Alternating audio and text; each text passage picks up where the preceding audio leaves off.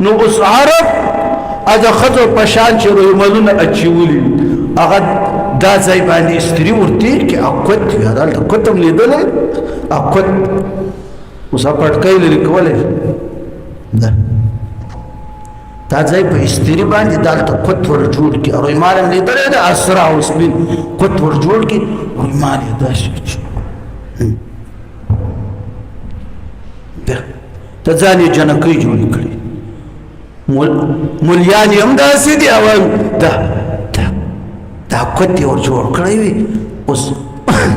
که رکوع ته ځي که سجدې ته ځي بار بار ترېنه پرېوځي بار بار پرېوځي دا خو عمل کثیر شو عمل کثیر سره خو مونځ فاسدېږي که نه اوس دا چې دا کوت خراب دی دا کوت خراب نه مخ یې هم نه ښه کړی ده اوس سجده څنګه